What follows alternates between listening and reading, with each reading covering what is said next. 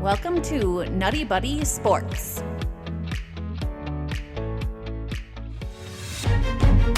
Previewing the Detroit Lions. Let's do it. Okay, let's start with the Detroit Lions. The Detroit Lions finished 3-13-1 last year. They finished last. They also had the second pick in this past year's draft, the second overall pick. So let me ask you, Gavin, what is the big question that you have surrounding the Detroit Lions? Well, you kind of mentioned it a minute ago about how the Bears and Lions are growing just in different ways, but my big question is, can they grow? Are they going to make those steps forward? Are they going to progress? Dan Campbell obviously is, old school, very hard. I like to call somebody like him a football guy because it's not the, glit and glamour and all the flash of the game. It's the, ground and pound, hard tackling, fundamentals, which in a lot of cases is good. And I think for a team like the Lions that needs that with a lot of young guys, that's beneficial. But are they going to take that to heart? Are they going to take those steps forward? Again, having the number 2 overall pick, having the number 12 overall pick, are those guys going to come in? Are they going to progress throughout the year? Are there guys, that they drafted last year or guys that are still, in the early parts of their career? Are they going to take those steps forward? Because as a whole, this team is pretty young. So if a lot of those guys can move forward a little bit, so will the Lions as a whole.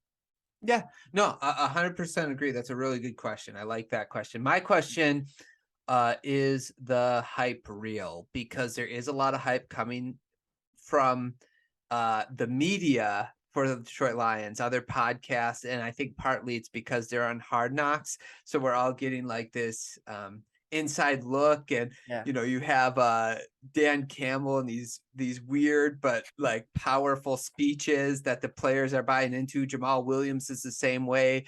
Aiden Hutchinson, he's singing Billie Jean. Billie Jean, yeah. Yeah. So we're getting a glimpse. So there's I was listening to a couple podcasts, and a lot of people are like, oh, this could be like a not a fringe playoff team, but like a 7-win team. Like this, come up. They won 3 games last year. They had a lot of competitive games. So my thing is like, okay, I get where some people might be coming up. So is the hype real?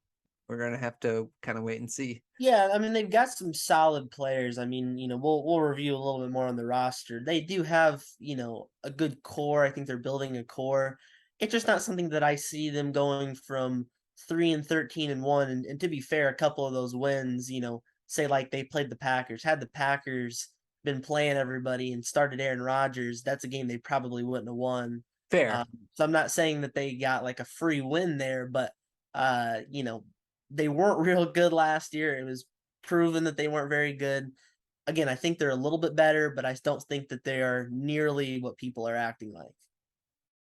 Yeah, I guess we'll have to see, right? Like, because that's the big thing. It's going to be the second year of Dan Campbell. Like, we'll talk about some specific moves that they made that we liked and what we didn't like, and then predict. But it's just like, have they done enough where they're going to be this team that is looking at trying to obtain to respectability, right? Like, was that a good word for it? Yeah. Respectability. So So I guess we'll have to see. Yeah. Let's see here. So let's go on to our next topic. Gavin, what was your favorite offseason move that the Detroit Lions made? I mean, I think it goes without saying it's got to be DJ Chark because I have that down too. They had, I mean, I was looking through and I was trying to think something like, yeah, DJ Chark's probably going to be the obvious pick here to say your favorite offseason move. They didn't really have a whole lot of offseason moves. I'll get into that in a minute when we go on to our next topic. But he, that's a really good pickup for him because he's 25. He fits into their system really well there. Again, being young is a big perk for them. So he's a guy that can kind of build and grow with this team. But he, caught over 1,000 yards, 8 touchdowns in 2019 with Jacksonville. I know he missed pretty much all of last year, injured. But coming from, a guy that was with Jacksonville, and Jacksonville's been pretty bad, I think that he could be set to even make a bigger step forward. Plus, they need, the Lions needed some more receivers and need a little more help in that area. So I think that was a big pickup for him. Yeah, I had that down too. I was talking to we just recorded the podcast with Luke. He's a Jaguars fan, so he was talking about DJ Charks as well, and he was actually sharing with us some of the craziness that was going on in Jacksonville, like this timeline with Urban Meyer and how chaotic it was with him. So it's hard to take anything that happened with the Jacksonville Jaguars last year seriously, right? So yeah, I think you're right. I also added, just in case you did, their draft. I liked who they got in the draft. I like Aiden Hutchinson. He's going to be, I think he's going to be at the very least a quality starter in the league. Yeah. And when you're someone like the Detroit Lions, that's what you need. Now, could he be more? Absolutely. But I'm just saying, like, at the very least, he will be a quality starter. And then I have Jamison Williams. You know, if he can come back healthy, that guy is a burner. He's going to help spread the field. If he didn't get injured, he probably could have been picked higher as the wide receiver. The fact they got him for 12 at 12 was pretty good. So I think the draft overall I really liked for the Lions as well. Yeah, the Lions did draft well. I think they made some smart moves. They addressed some key positions. Again, I think they added two really good young wide receivers this offseason, and that's huge because wide receiver is a very crucial position. You pair them with Amon. I always say his name wrong. Is it Amon-Ra St. Brown? Yep. Okay, did I nail that? Okay. Yeah, you did. Pair with him, who he had a bit of a had a breakout season last year, caught just shy of 1,000 yards, I believe. That's a pretty decent young three right there if they can keep everybody healthy and everything coming into the year, which may not be till a few weeks in. But again, long term, that could be a really good group of wide receivers right there. That's absolutely going to give Jared Goff a lot of options. Now, Jared Goff has to handle things himself, but they're certainly trying to give him more than enough offensive weapons, young offensive weapons to be able to use for years down into the road. Yeah, so just on that note, you already mentioned St. Brown. They got Clark, they got Williams, they got Josh Reynolds, which I like him. I don't think I think he's a quality wide receiver. I'm not. He's like a good third wide receiver. They got DeAndre Swift, Jamal Williams. I like those two in the backfield, and then they got TJ Hawkinson. I mean, that's a pretty good skill position player group, especially if the young ones start to pan out. Yeah. Okay. Gavin, what is your least favorite move that the Lions made this offseason? Well, I didn't really have one in particular, and I'm just gonna go with their lack of free agent moves as a whole because they really didn't do a whole lot free agent wise.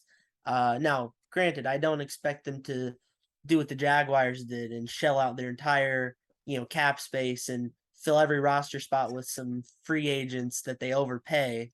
That's not what I'm expecting, but I do think that they could have been a little more active, especially since they were able to address some things in the draft. Then they could have probably seen some holes where, okay, let's maybe try to sign a couple of veterans here. This is going to help mentor some guys, maybe make this position better in the short term. They didn't really do that. I'm not saying that they didn't pursue guys, but maybe offensive line, maybe defensively, those are some areas that they could have explored some options to improve upon. They didn't really even sign many guys depth-wise. They kept a pretty strong core of what they had last year. So that tells me, I'm being nitpicky here because it probably just tells me that they're confident what they have going forward. Maybe they want to just try to keep this as close together as possible, not bring too many outsiders. But I think there's a point where you do have to explore bringing in some additional talent if you really do want to make some improvements. That's another reason I don't think that they're going to go from 3 wins and a tie to a fringe playoff team just this year because they didn't really add a lot of, proven free agent veteran guys that can help take them to that next level quickly. Yeah. So interestingly enough, I was just looking this up while you were talking, and as far as offensive line, I didn't know this. Well, I kind of did. I knew they were supposed to have a good offensive line, but they're projected to have one of the top 10 offensive lines in the league, according to this article, which I kind of figured but you're absolutely right with the depth, right? They didn't get a lot of depth. So if one guy goes down, that teeters the entire offensive line, can destroy it. Yeah, because you're putting people in positions and you're trying to rotate, and that can mess it up. So I agree with that. The fact they didn't get depth, that could absolutely come back to haunt them. I would say to a young quarterback, Now, that the fact they didn't grab a young quarterback in this draft, they weren't going that high this year, and it's not like usually, the deeper the draft goes, the higher the bust rate is, right? Like we know that. Right. Malik Willis to me was standing there up until the 3rd round, and I'm just like, why don't the Lions just take him? Groom him, even if you don't like him at the end of the season. It's like, it's not like you're beholden to a Yeah. third round pick. So to me, my least favorite move is the fact that they didn't look to at least try to get someone they could groom for the future, even if it doesn't work out. That's what you need to do, though, right? You keep throwing darts at the dartboard and so one lands. So the fact they didn't do that, I thought was a missed opportunity in this year's draft. Yeah, I mean, they could have even gone with somebody that was far more no-named, if you want to put it that way. 5th, 6th, 7th round guy that it's just like, hey, why not? Let's take a chance. I think that would have made even more sense, because when you get to the 5th, 6th, 7th round, they have guys they like. They've got guys on their draft board, but they're not looking at like, oh, this guy is, this is who we really want. It's kind of taking a chance on some guys, looking at some specific skill sets that they like.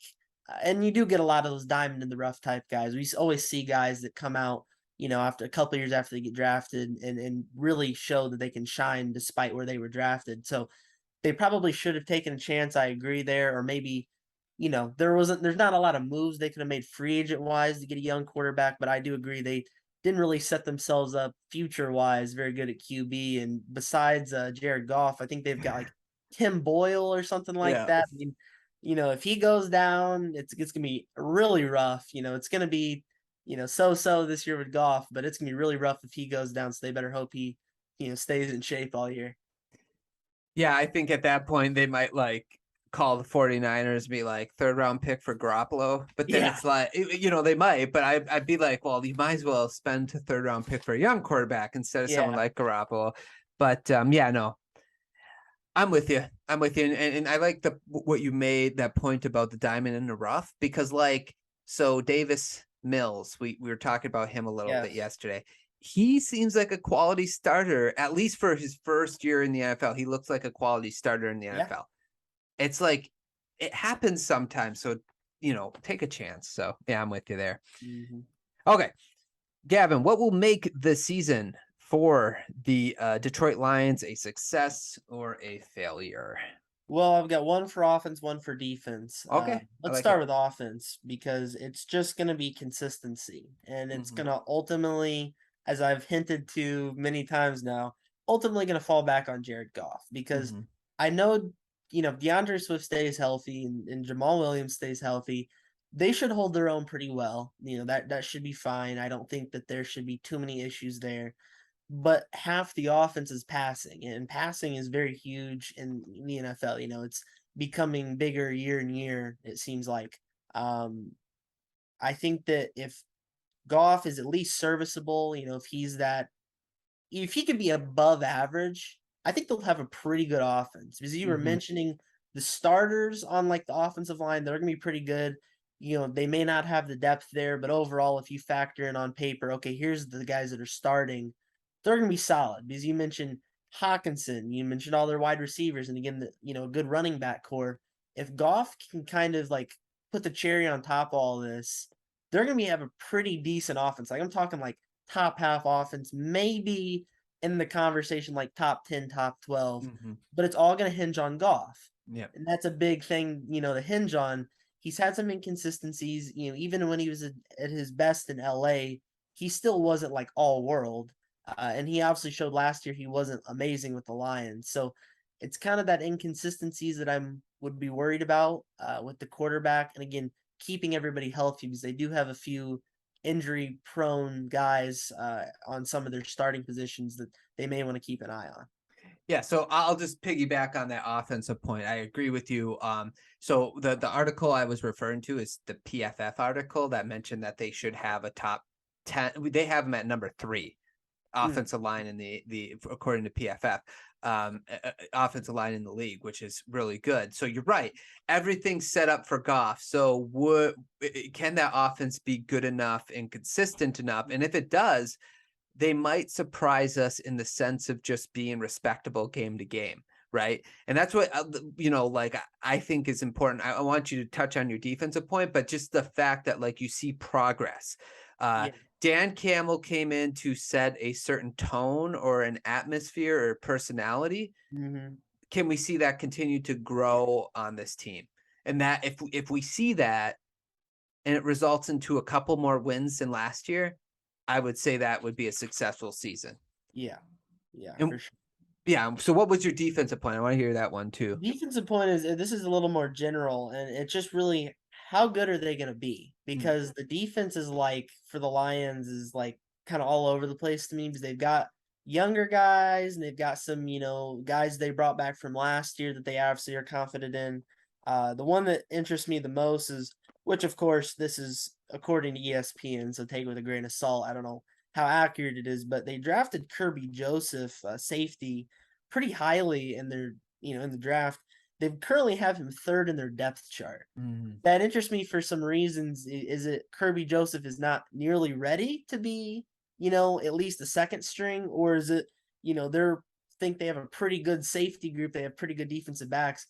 I don't really know how the Lions are evaluating themselves on defense because I'm having a hard time evaluating them defensively.